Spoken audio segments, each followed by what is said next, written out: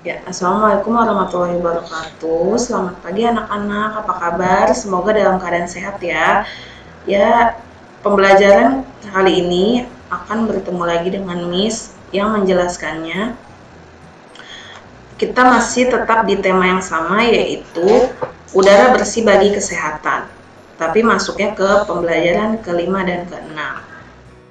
Yang pertama itu kalian bisa lihat eh, tangga nada lagu syukur yang diciptakan oleh H. Mutahar. Nah, syukur itu tangga nadanya masuk ke mana sih? Ya, syukur itu masuk ke tangga nada minor ya. Jadi dinyanyikan dengan hikmat atau sedih.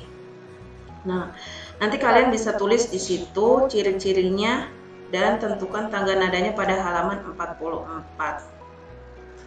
Ya. Lalu untuk pembelajaran IPA. Ya, ini kita mereview saja yang kemarin, yaitu sistem pernapasan pada manusia.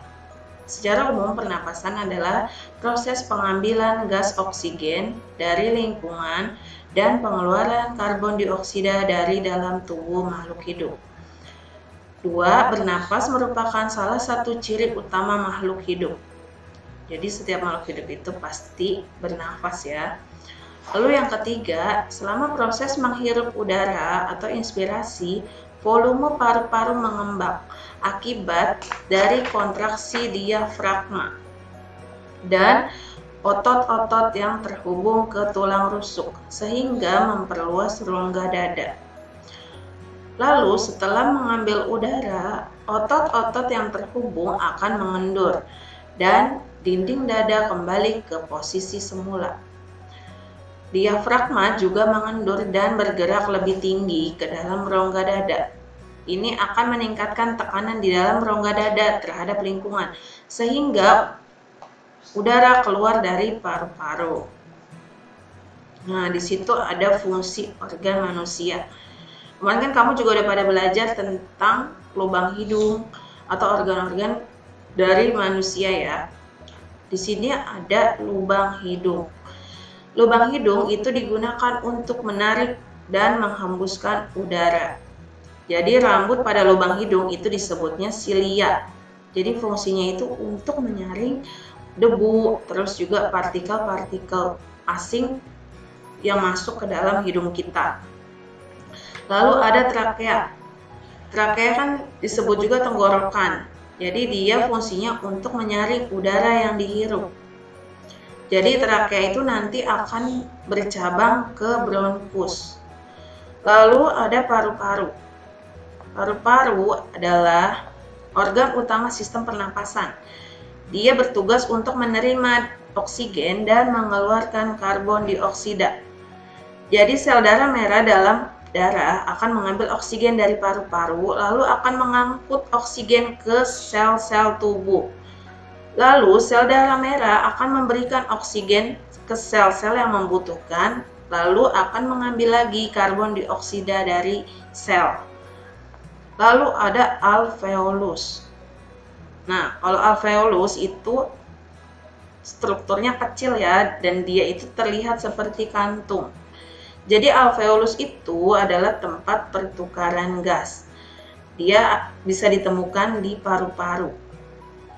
Lalu yang terakhir ada diafragma. Jadi diafragma itu adalah otot pada paru-paru yang memiliki bentuk kubah dan menjadi tempat pernapasan dimulai. Jadi ketika manusia menarik napas, diafragma akan berkontraksi sehingga mendatar dan bergerak ke bawah. Dengan gerakan ini, ruang paru-paru akan meningkat dan udara dapat ditarik ke paru-paru. Ketika manusia bernapas atau mengeluarkan napas, maka diafragma juga akan mengembang dan memaksa udara keluar.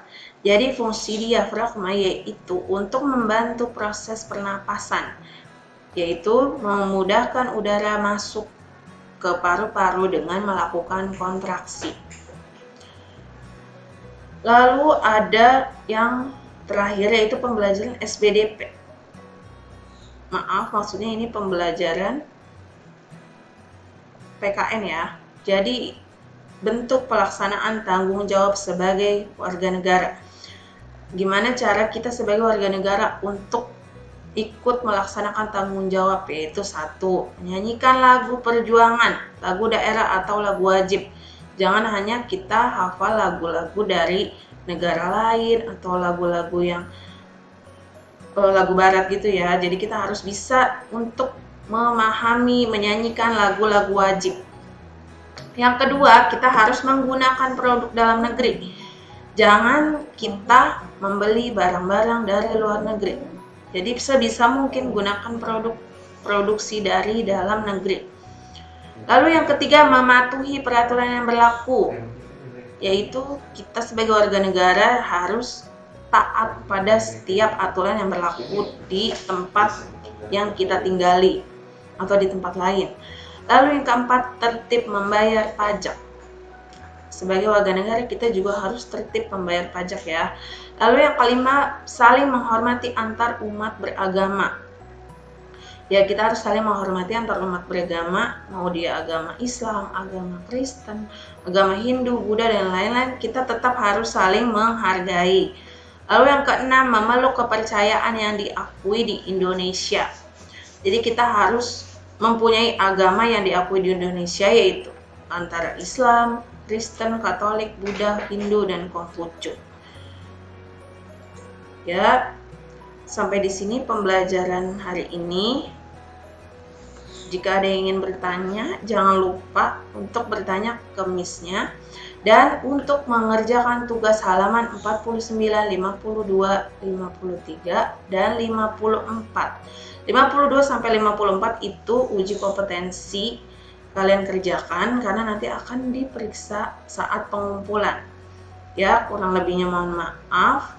Jangan lupa untuk selalu jaga kesehatan dan tetap semangat. Wassalamualaikum warahmatullahi wabarakatuh.